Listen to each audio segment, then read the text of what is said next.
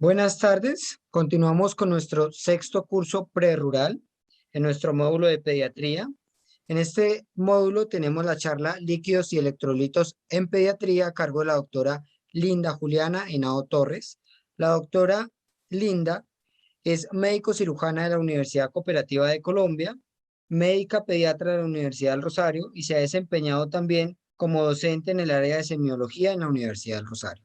Doctora Linda, puede continuar con la charla. Muchas gracias. Hola Iván y hola a todos, muchísimas gracias por estar participando de este curso. La idea es que sea lo más útil para todos, que nos queden conceptos súper claros y principalmente prácticos para esta práctica que inician, que es el rural, que es una experiencia muy valiosa y muy importante pues en toda esta formación como personal de la salud. Entonces, ya sin más preámbulo, vamos a hablar de líquidos electrolitos en pediatría.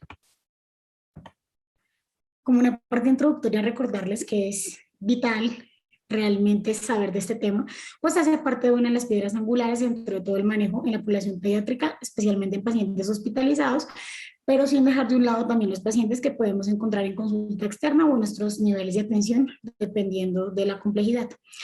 Adicionalmente que los niños son más susceptibles pues, a tener algunas alteraciones hidroelectrolíticas con respecto a los adultos, que son basadas pues, en sus condiciones fisiopatológicas, que más adelante vamos a repasar rápidamente, que es importante y hay que tener precaución en la administración de cualquier líquido. Recordemos que hace parte de un medicamento y que ninguno de estos es inocuo y puede presentar algún efecto secundario y puede inclusive tener una potencial morbimortalidad, y que siempre debemos tener presentes las indicaciones, las contraindicaciones, las dosis y en qué escenarios administrarlos y cómo administrarlos.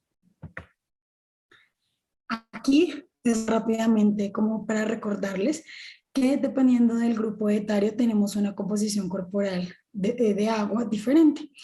Entonces, yo sé que todos lo tenemos claro, pero rápidamente recordar que el agua corporal total está dividida en el espacio extracelular y el intracelular.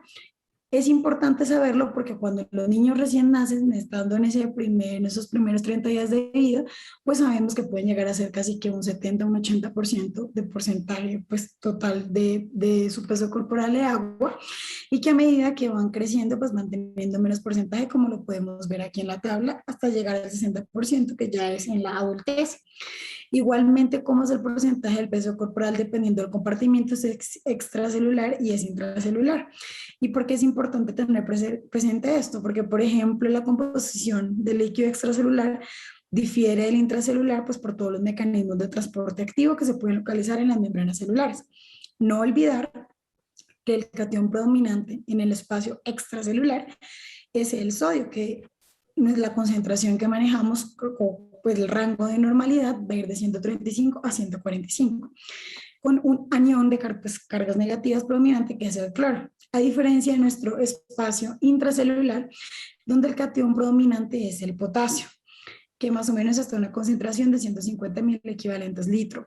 Porque es importante entonces reconocer pues estas particularidades, porque dependiendo de la situación clínica o el contexto clínico en el que vayamos a encontrar nuestro paciente pediátrico, de esa misma forma vamos a saber pues qué tipo de catión se está afectando y cómo tenemos que mantener pues sus reposiciones diarias.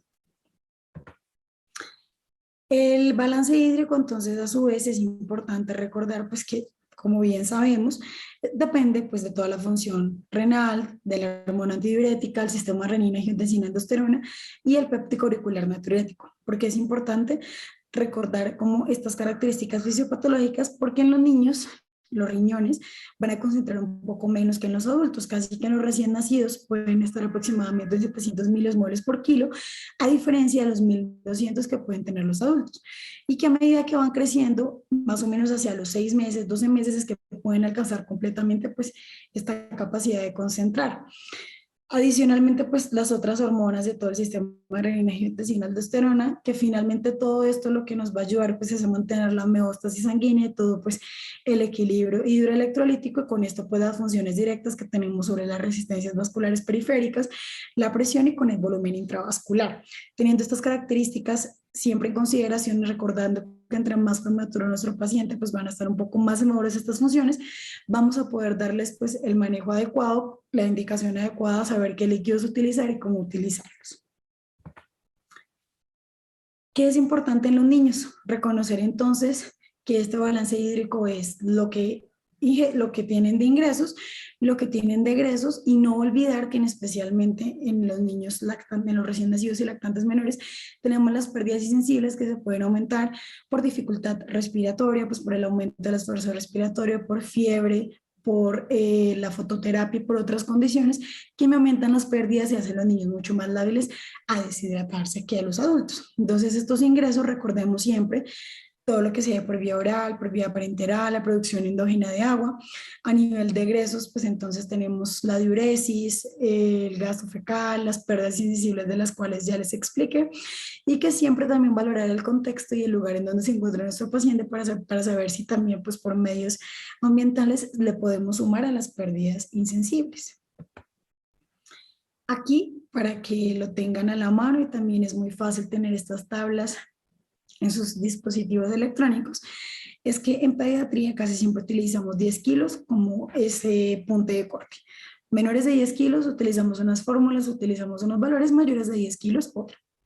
Entonces, para el gasto urinario, decimos que menores de 10 kilos, normal, de 1,5 cc kilo hora. Oliguria, 0,5 a 1 cc kilo hora, y anuria, menor a 0,5 cc kilo hora.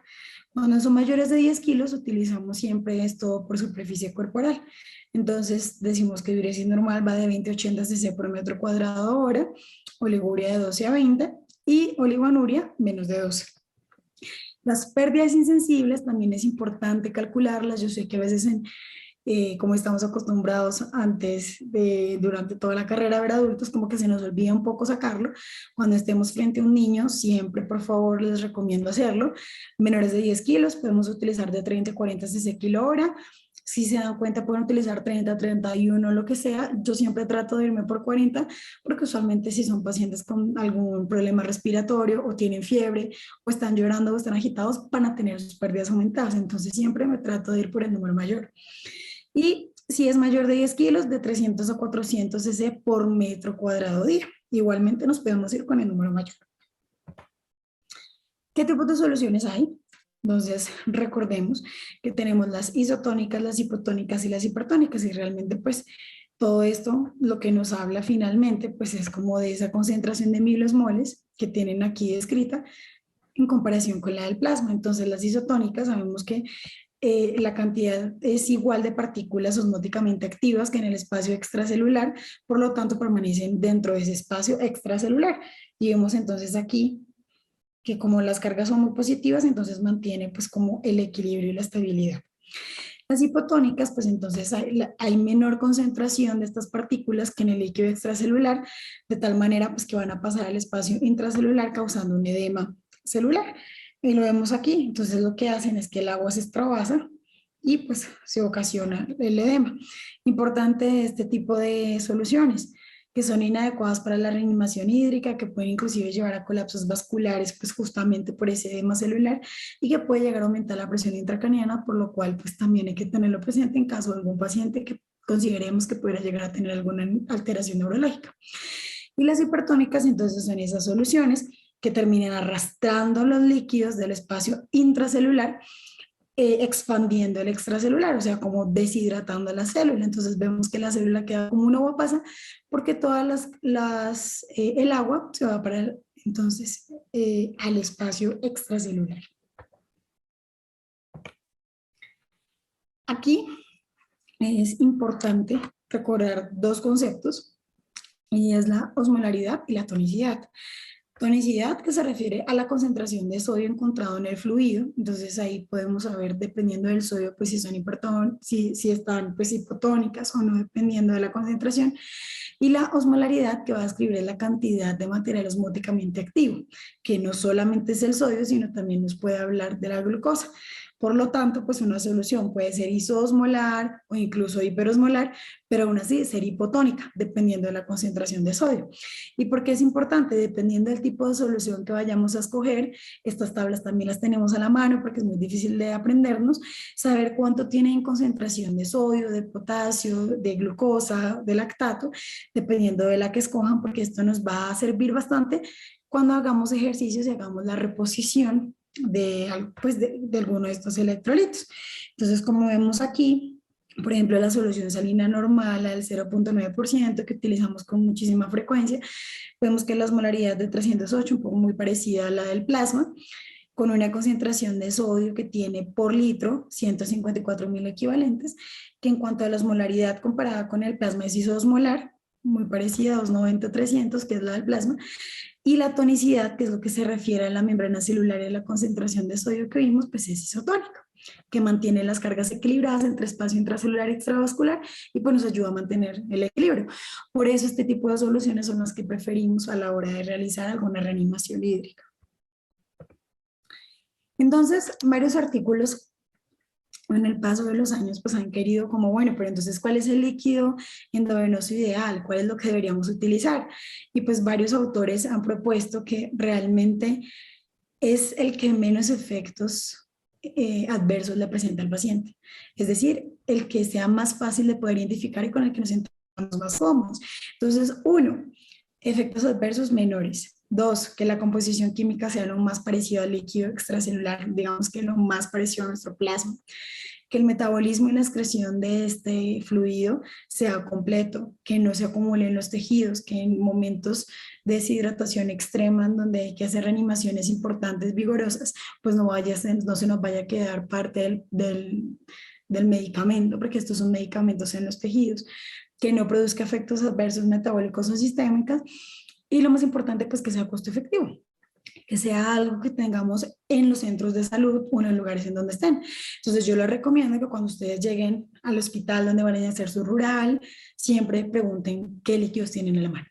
Si es solución salina normal, si es al medio, si tienen Ringer, si tienen destroza, de qué concentración, y que con eso como que estudien muy bien la fórmula, inclusive ahí es que ver la bolsa y ahí dice cuánto trae cada cosa, para que con eso sepamos qué tenemos a la mano y en caso de llegar a necesitar una emergencia, pues cuál sería nuestro líquido ideal. Entonces, no hay una fórmula estándar para todos los pacientes y como este tipo de líquidos se deben considerar como un medicamento, pues van a requerir de un ajuste cuidadoso y específico y a su vez individualizado para cada paciente. No olvidemos que como cualquier medicamento, pues a siempre hay que monitorizar de forma permanente a los pacientes, hay que estar valorando el estado general, el estado de conciencia, el peso, los signos vitales, tener un control estricto de los líquidos que se están administrando con los que el paciente está eliminando y pues un examen físico. Como signos de alarma que tenemos que tener presentes en caso de que sepamos que algo está mal o está ocurriendo inadecuadamente. Bueno, pacientes que entonces tengan sobrecarga hídrica en los niños, vigilar siempre, siempre el gasto urinario y con los valores que ya les di previamente o el edema que puede salir en miembros inferiores. Es poco común, no es tan frecuente como en los adultos los signos de insuficiencia cardíaca, pero en los niños sí podemos ver, pues es verlo más por el gasto urinario. Las alteraciones en el sodio también, porque sabemos que puede existir la hiponatremia dilucional, entonces también estar vigilando los signos neurológicos y demás. Y bueno, hipersensibilidad y cualquier otra cosa adicional que se pueda presentar. Entonces, ya entrando en materia, líquidos de mantenimiento. Entonces, recordemos que son los líquidos que el niño va a necesitar pues, para proveer a su organismo aproximadamente del 20 al 25% de su metabolismo basal. Y hay dos formas en las que podemos calcular. Por el método Hollier-Sigar, súper común y estoy segura que aquí la gran mayoría ya lo ha hecho en algún momento, y por superficie corporal. Recordemos que en niños entonces utilizamos el parámetro de 10 kilos. Menores de 10 kilos utilizamos Hollier-Sigar. Mayores de 10 kilos podemos seguir utilizando Hollier-Sigar si lo tenemos muy claro o utilizar por superficie corporal. Entonces aquí tenemos el primer método que es estudiado desde 1957, que lo que hace es estimar el gasto calórico en kilocalorías en relación con el peso corporal, considerando que por cada 100 kilocalorías consumidas necesitan aproximadamente 100 mililitros de agua. Entonces, por los primeros 10 kilos tenemos 100 cc por kilo día. que eso luego, esto es lo que es en 24 horas. Entre los 11 kilos a los 20 kilos, por cada kilo más en esta brecha, pues vamos a sumarle 50 cc por kilo. Y por encima de los 20 kilos, 20 cc por cada kilo por encima de los 20. Ya vamos a hacer ejemplos como para que nos quede un poco más claro. O la otra forma es de aprendérnoslas por hora. Si los primeros 10 kilos, 4 cc por kilo hora, esto más 20 cc kilo hora y esto más 1 cc kilo hora. Realmente la fórmula que mejor les quede, con lo que se sientan más seguros y les dé lo más aproximado posible, es la que pueden utilizar. Sí, entonces vemos aquí un ejemplo y es que, por ejemplo, este paciente tiene 9 años y pesa 27 kilos. ¿Cuáles serían entonces sus líquidos de mantenimiento? Entonces, tiene 27 kilos, pero por los primeros 10 kilos, 100 cc por kilo serían 1000. Por los siguientes 10 kilos serían 50 cc por 10, que serían 500, vamos 1500. Y por los 7 encima, que van 20 cc por kilo, pues 20 por 7, 140. Entonces, 1640. Y vamos sumando. Y esto es lo que tiene día, esto lo dimos en 24 horas y es la tasa de infusión que nos da tanto cc por hora. Si utilizamos el método de superficie corporal, pues lo primero es que tenemos que saber cómo sacar la superficie corporal. Entonces recordemos que la fórmula es peso por 4 más 7 sobre el peso más 90. Y esto lo podemos utilizar pues en mayores de 10 kilos, como ya les dije previamente, o el Hollier-Ziegler haciendo todo el ejercicio completo. Entonces tenemos aquí, entonces vemos que este mismo paciente de 9 años pesa 27 kilos. Sin embargo, pues en este ejemplo lo vamos a hacer es por superficie corporal. Entonces lo que hicimos fue primero calcular la superficie corporal. Entonces utilizamos que peso por 4 más 7 sobre peso más 90. La superficie corporal nos dio 0.98. ¿Listo? ¿Y cuánto van a ser sus líquidos de mantenimiento? Entonces, como vimos, como se los dije previamente, utilizaríamos la superficie corporal, que es 0.98 metros cuadrados, por 1500 cc metro cuadrado día, que es lo que se utiliza de basales. Esto nos da 1470 cc de día, dividido en 24 horas, lo que nos va a dar cc hora. Cuando hablamos de superficie corporal total, como basales utilizamos el parámetro de 1500 cc y ya vamos a ver según el grado de deshidratación cómo lo vamos a utilizar, que viene aquí enseguida. Entonces, causas de deshidratación en población pediátrica, las muy conocidas y muy frecuentes: el vómito, la diarrea, la fiebre, ¿sí? Todas las causas digestivas, respiratorias, cutáneas y renales que pueden llegar a aumentar las pérdidas sensibles e insensibles. Que es importante reconocer que en los niños la tensión arterial, que es un parámetro que a veces se tiende a utilizar con mucha frecuencia para saber si el paciente está o no en shock, es un signo tardío de presentación. Por lo tanto, en pediatría nos fijamos en los otros signos clínicos más allá de la tensión arterial. Cuando la tensión arterial de un niño ya está afectada y se encuentra por debajo del percentil 5, hablamos de hipotensión, usualmente ya es un paciente que se encuentra en un estado y en una deuda bastante importante, que pues hablamos de un estado crítico y es mucho más difícil poder tratar.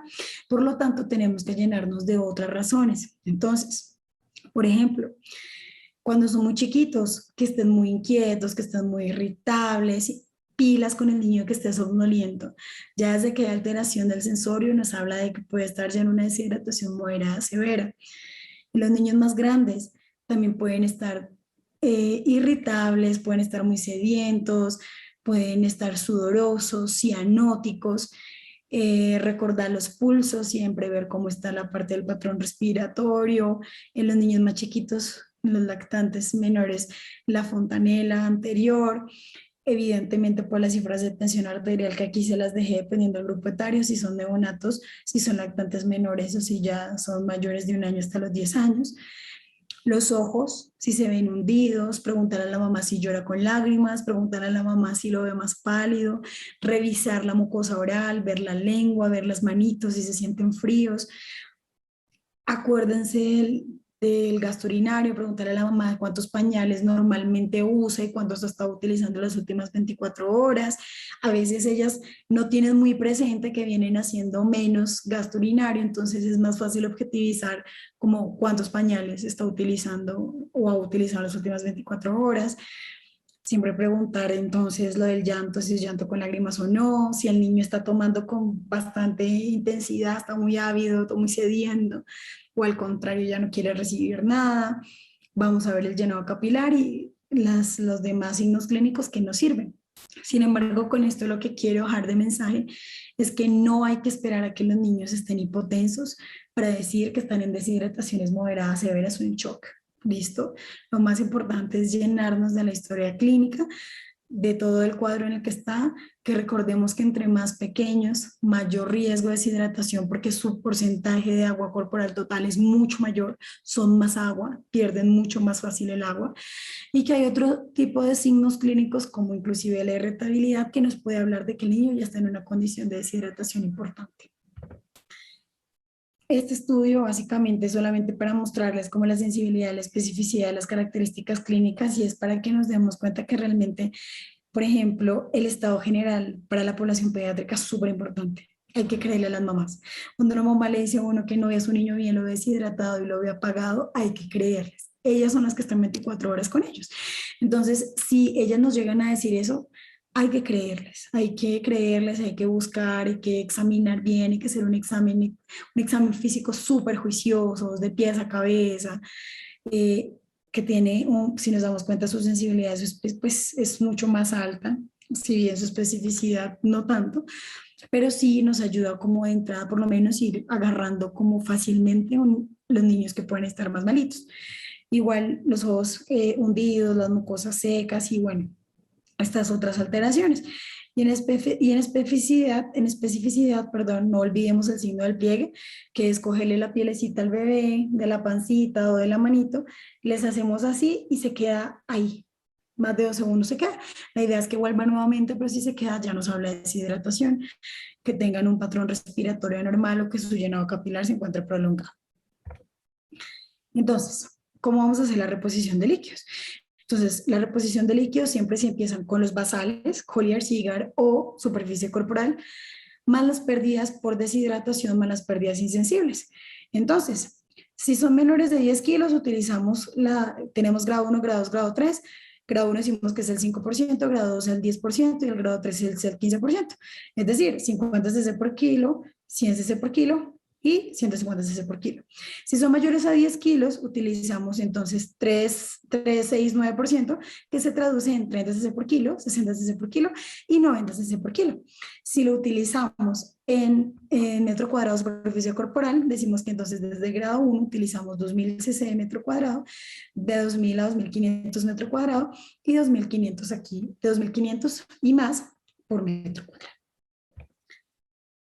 Para la deshidratación grado 1, entonces, pues y que tolere la vía oral, podemos darle la vía oral. Cualquiera de estas. Aquí puse varias porque son las que están en el mercado, sin embargo, como les repito, ustedes donde lleguen, pregunten qué tienen a la mano. Si tienen las soluciones de hidratación oral que son para reconstituir con el sobre en el litro de agua, también se puede hacer, no hay ningún problema.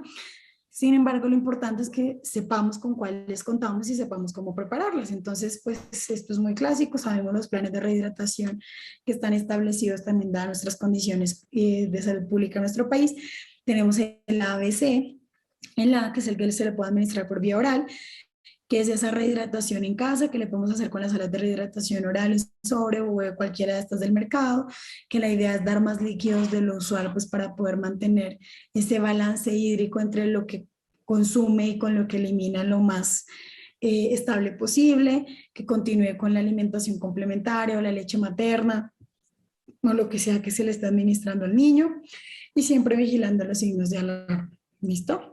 Recordemos que en niñas menores de 6 meses, en donde su alimentación es exclusiva de lactancia materna, tiene algún signo de deshidratación, estos niños usualmente tienen una indicación de hospitalización y líquidos endovenosos, porque no han arrancado su alimentación complementaria, no tiene indicación para arrancar ninguna de estas sales de rehidratación oral y tiene mayor riesgo de complicarse rápido.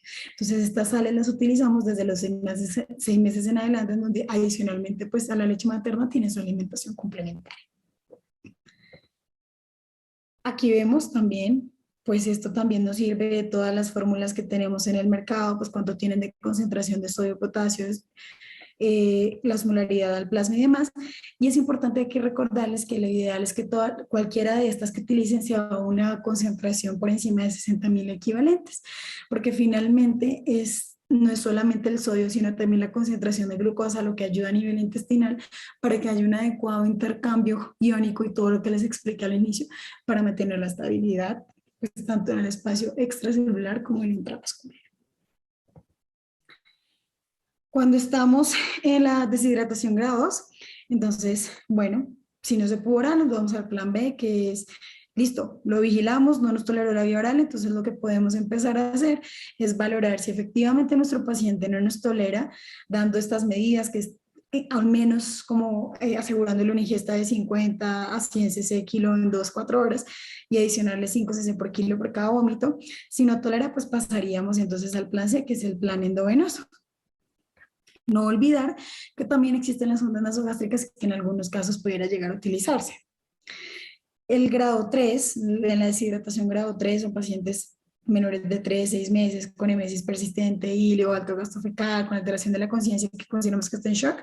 Hay que administrar líquidos endovenosos, realizar todo el estudio ABCD y en algunos casos, si el paciente está en shock, podemos iniciar bolo extraloides a 20 cc por kilo, pero esto es un tema que será discutido en algún otro momento porque pues hay que verlo con lupa y un poco más profundo.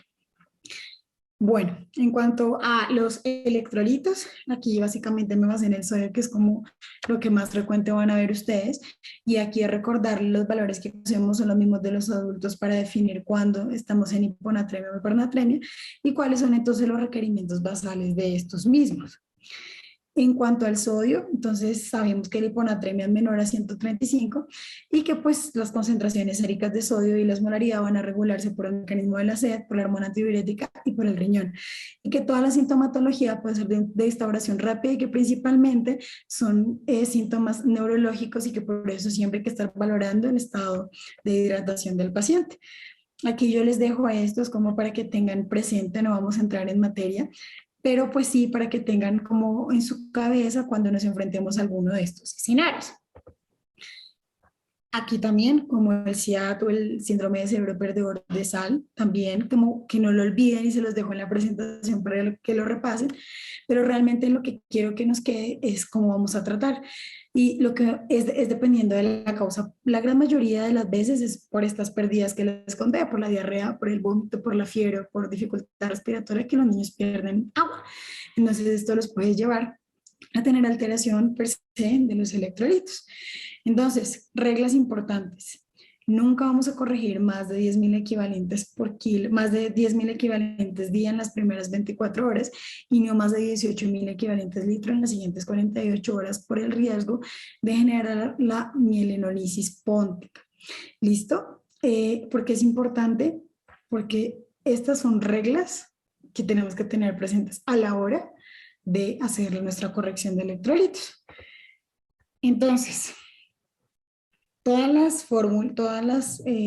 soluciones que vamos a utilizar pues tienen una concentración de sodio y eso se los dije al inicio de la charla y es importante saberlo porque con eso vamos a saber con qué vamos a reponer dependiendo. Entonces la fórmula que siempre ha sido muy utilizada y que se seguirá utilizando, que es la de Adrogué, que es esta que está aquí anotada, que también se las voy a dejar, que lo que nos habla es cuánto estimando aproximadamente con 1 litro de la solución que utilizamos, cuántos mil equivalentes de sodio aumentamos o cuántos mil equivalentes de sodio disminuimos, pues en el caso de la hipernatremia. Entonces aquí tenemos un ejemplo para que sea un poco más visual y más fácil de aprender. Es una niña que pesa 8 kilos y tiene un sodio de 128. Entonces hacemos la fórmula. Por ejemplo, si utilizara la solución salina normal, que sabemos que tiene 154.000 equivalentes, entonces aquí es 154 menos el sodio del paciente que es 128, la superficie corporal total, tenemos 8 kilos, entonces podemos por 0.6 por 0.7 por kilo, más 1, y con eso el resultado que nos da es lo que 1 litro de la solución salina normal me va a subir. Recordemos que no podemos subir más de 10.000 equivalentes al día. Entonces es una regla de 3, 10.000 equivalentes, ¿cuánto de esa solución necesito? Entonces si utilizara la salina, pues me da esto que es un volumen muy alto y que en 24 horas me da mucho. Por lo tanto, es mejor utilizar una solución hipertónica que me aporta 513.000 equivalentes de sodio por litro, que si nos damos cuenta es un volumen menor y que en 24 horas también me da 6.3 y estamos conservando la regla que es no corregir más de 10.000 equivalentes día. En la hipernatremia, entonces, sodio por encima de 145, recordemos también acá que pues cuando se dispara aparecen otro tipo de mecanismos compensatorios, orinas más concentradas, la aparición de sed, y que la sed pues en pacientes en riesgo como los lactantes, los niños con daño neurológico o inclusive aquellos que tengan alguna alteración neurológica pues puede llegar a empeorar su pronóstico. Causas, también las conocidas, y las dejo aquí también descritas, pero principalmente pues son todas esas pérdidas extrarrenales, la diabetes insípida, nefrogénica central, hiperventilación, las pérdidas insensibles, las quemaduras, la diarrea, el vómito, las fístulas, la diuresis osmótica, algunos medicamentos como los diuréticos, la enfermedad renal, todo esto y lo más importante, que tengan una ingesta mayor de sodio y menor de agua que haga que finalmente estos pacientes puedan llegar a tener hipernatremia. Entonces, el tratamiento finalmente para todos de urgencia es el mismo, pero no olvidar que siempre depende del paciente y la historia clínica. Podemos saber cómo en cuál de estas casillas podemos colocar a nuestro paciente y hacerle el estudio adicional. Ahí les dejo también para que lo tengamos a la mano. Entre otras cosas como las aquí escritas. Entonces, al igual que la hiponatremia, pues la hipernatremia, sus manifestaciones principalmente son neurológicas y musculoesqueléticas como las descritas ahí, y que si llegamos a sospechar otro tipo de alteraciones, pues tenemos que hacer estudios a largo plazo, pero lo más importante es el manejo agudo, que el tratamiento va a ser dependiendo de la causa, ¿sí? Y dependiendo del estado de la hidratación. Entonces, si es dependiendo de la causa y vemos que hay una pérdida de agua libre, pues vamos a calcular cuánto le falta de agua. Si vemos que es por ganancia de sodio en la ingesta, bueno, controlemos. Si es por algún diurético, miremos cómo vamos disminuyendo esta ingesta. Dependiendo del estado de hidratación de nuestro paciente también, si está volémico, hipovolémico, hipervolémico, para saber si está en un estado de choque o no y cómo lo vamos a manejar. La fórmula que utilizamos es la misma, la de Adrogué, solamente pues que aquí lo que nos va a cambiar pues es lo que la solución que vayamos a utilizar. Importante, así como regla en hiponatremia y hipernatremia igual, no vamos a descender más de 10 a 12.000 equivalentes al día, pero quedémonos con 10 para que sea más fácil recordar. No más de 10 subir en hiponatremia y no menos de 10 para bajar en hipernatremia.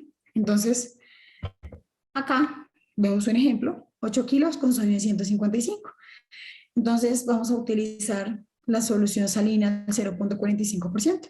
Si la al 0.9 tiene 154.000 equivalentes, esta que es la mitad tiene 77.